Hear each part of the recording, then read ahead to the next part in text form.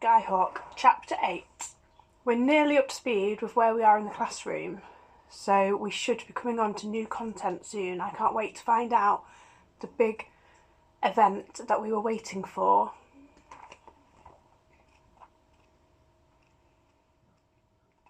Chapter 8. The next morning, Rob was waiting for me at the bottom of the farm track with a great fat grin on his face. "Well, what do you reckon?" he said. I looked at his new mountain bike, shining black and silver. Jammy, I thought. I forgot it was your birthday today. "I couldn't believe Dad got me this one," Rob said. "It's a top model, you know. Front and rear disc brakes, Shimano gears, front suspension forks, it's got the lot. And look at this." He pointed to a small oval panel clipped to the frame. "It's a bike computer. My auntie got it for me. It tells my speed, my altitude, distance travelled. It does everything." I pushed off on my own bike. "Bet it doesn't make you faster," I yelled. I raced away. I loved mornings like this. Bright sunlight, potholed puddles. We were fairly level on the flat, but Rob pulled away from me in Shepherd's Lane, up through the rough tracks. My tyres couldn't grip the loose stones, and I had to get off and push my bike the rest of the way. Rob was wiping the mud off his alloy wheels and talking to Ewan when I reached the bike shed. Iona was hovering nearby, but I pretended I hadn't seen her. "Are you coming round tonight?" Rob asked. "Mum's cooking pizza." "I've got a cool new DVD I'll bring," said Ewan. Rob rolled his eyes. "Let me guess, 100 places to go fly fishing before you die?" "It's extreme fishing, actually," said Ewan. "It's got sharks and barracudas." "Save it for another day," said Rob. "I can't take the excitement, especially on my birthday." I shouldered my bag and walked with Rob and Ewan across the wet playground to the far wall. Rob took out his homework and copied some of Ewan's answers, scrawling them down on his worksheets. Iona was leaning against the wall, not very far from us. She was watching me. The bell rang, and children started to move towards their classrooms.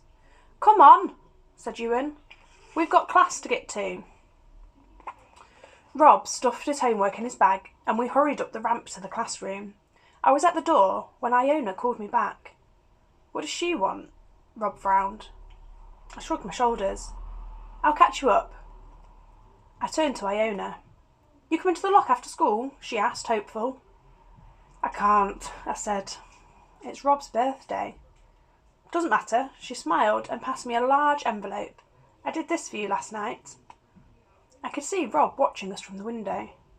"Thanks, Iona," I mumbled as I stuffed it into my bag. "Aren't you going to look inside?" she said.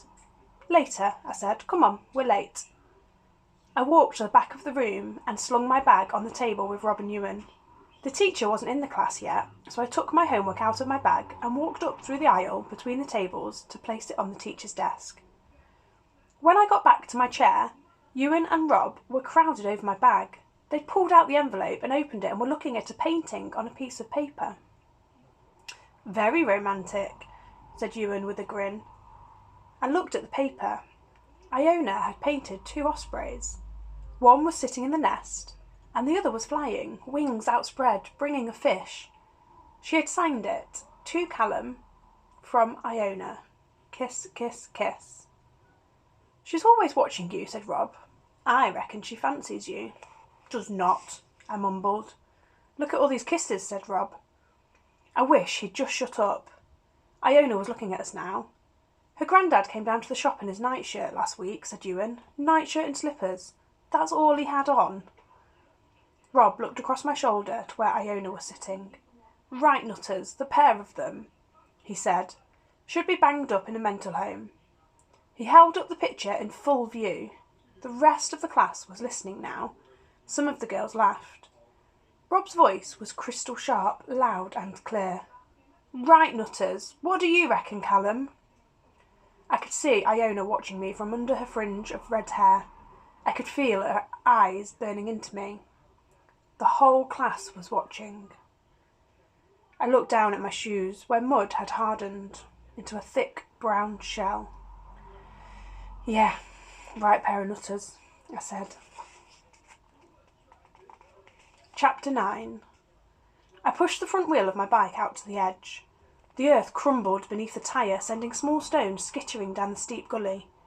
In winter it had been a torrent of water from the hills, but now it was a vertical drop of mud and stone. "Death drop," Rob grinned. "Wipe out alley."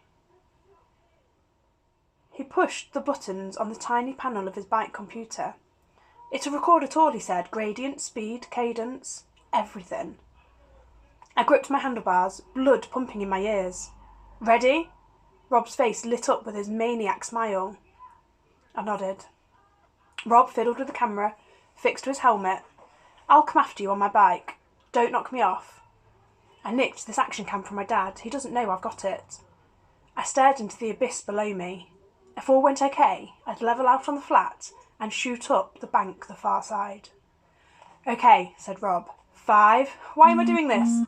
4. I'm going to die. 3. I can't. 2. I can't. 1. Do it! Go!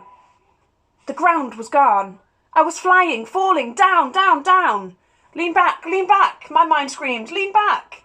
I hit the ground, grit and stone spraying from my back wheel where it jammed and jarred into the deep running grooves of the gully, twisting metal spokes as my front wheel slammed into a hummock of grass and lurched me forward, flying through the air. Over and over and over, tumbling in a whirl of legs, arms and bike, plummeting downwards past a blur of mud and stones and heather, over and over and over, all the way down the waterfall gully to the rutted track below. I landed upside down, in a heap of heather, to see Rob fly up over the bank, perform a perfect half spin in the air, and then disappear the other side. There was silence, followed by a loud splash. "Watch what you're blimmin' doing!" shouted Ewan's voice. "You're in the way!" Rob yelled back. I lay there listening to them argue.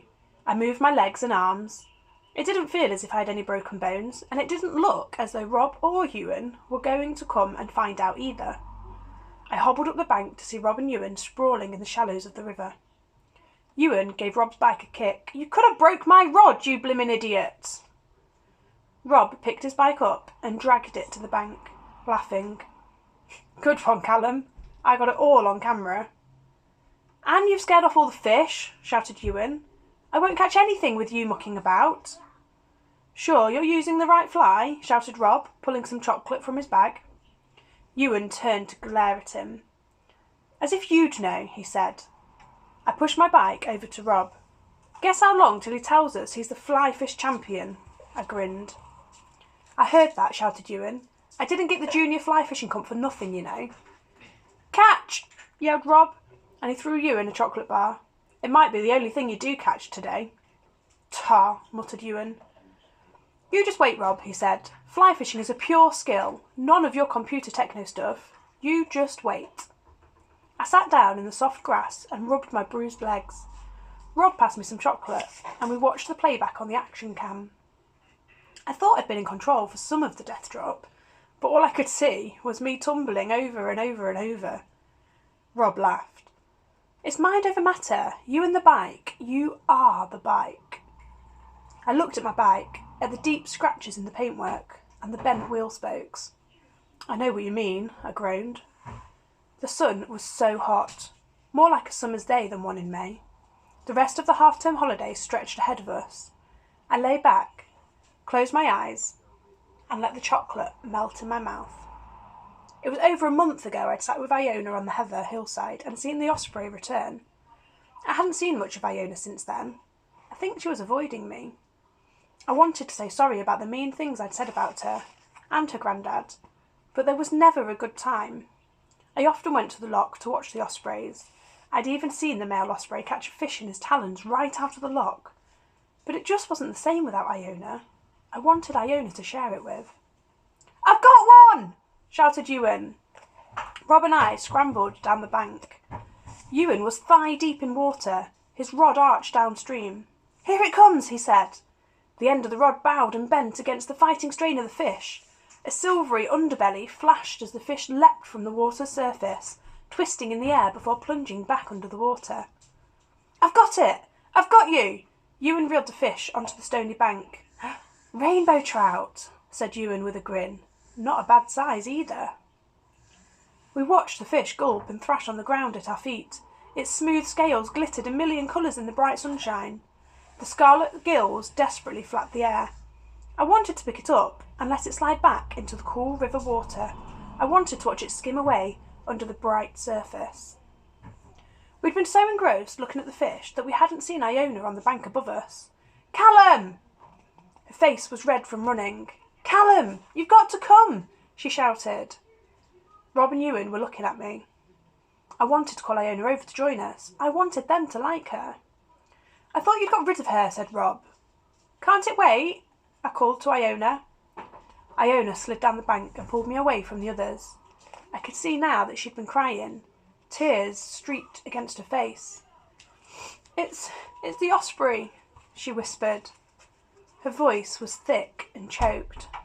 I think she's dead." "Uh-oh,"